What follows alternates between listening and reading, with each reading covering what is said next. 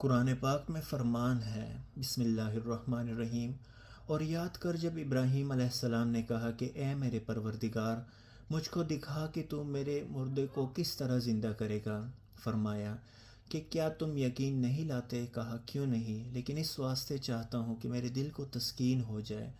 فرمایا تو 4 جانور اڑنے والے پکڑ، پھر انہیں اپنے ساتھ مانوس کر لے، پھر انہیں ذبح کرنے کے بعد ہر پہاڑ پر ان کے بدن کا ایک ایک ٹکڑا رکھ دے، پھر ان کو بلا تیرے پاس، جلدی سے آئیں گے، اور جان لے کہ بے شک اللہ زبردست حکمت والا ہے۔